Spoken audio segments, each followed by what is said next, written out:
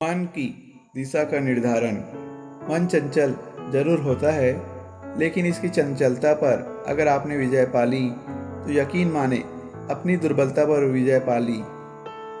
पहले तो मन से इस यकीन को, इस मान्यता को निकाल दो कि मन गलत की तरफ आकर्षित होता है।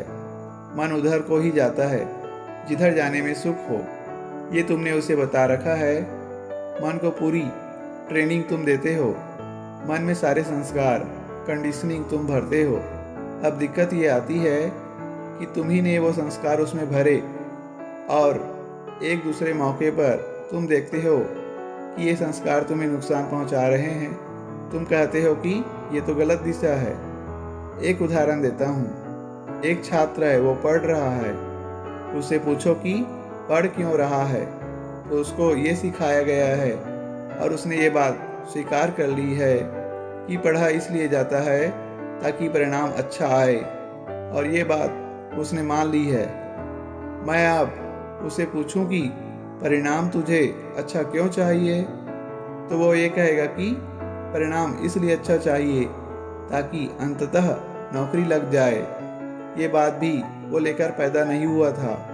ये बात भी उसके भीतर डाल दी गई है और उसने स्वीकार कर ली है कि शिक्षा इसलिए होती है ताकि अंततः नौकरी लग जाए।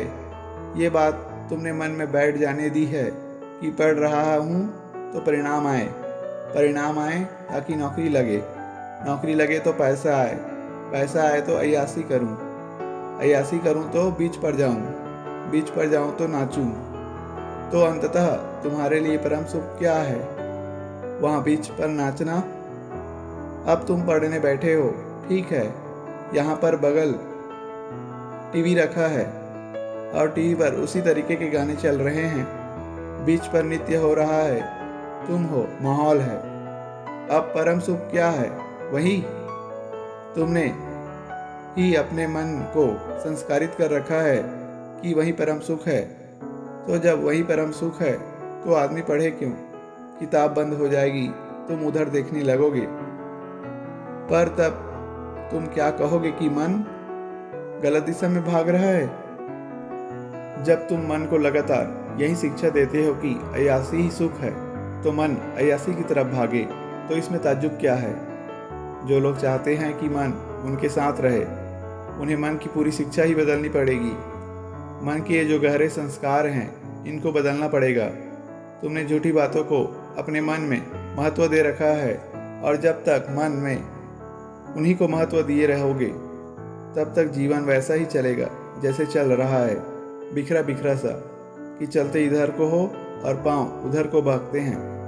समझ में आ रही है बात? मन जब भी एकाग्र होना चाहता है तो वो किसी वस्तु की तलाश करता है, किसी छवि की तलाश करता है। जब आप पा जाते हैं किसी विषय को वस्तु के रूप में, सिर्फ तभी आप विषयता बने रह सकते हैं।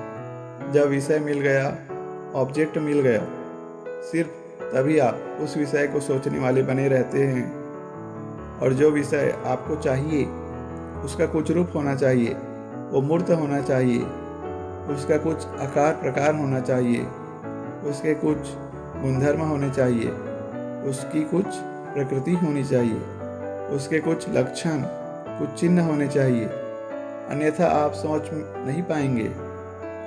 आप सोच कर दिखाइए किसी ऐसे के बारे में जिसका कोई लक्षण, कोई चिन्ह, कोई रूप, कोई रंग, कोई इतिहास, कोई आकार, कोई प्रकार हो ही ना। जब आपको कोई वस्तु सामने मिलती है, तब आप भी अपना वस्तु रूप स्थापित रख पाते हैं। आप सोचने वाले तभी तो बन पाएंगे जब सोचने के लिए कोई सामग्री मिले। तुम मिट जाओगे, सोचने वाला मिट जाएगा। तो ये समाधि ही समझ लो विधि हो गई कि सोचे उसको। जैन तुमसे इसी तरह से कहता है, जाओ अपना वो चेहरा ढूंढ कर लाओ जो जन्म से पहले था। अब तुम ढूंढ रहे हो उस चेहरे को, वो चेहरा नहीं मिलेगा, तुम जरूर खो जाओगे।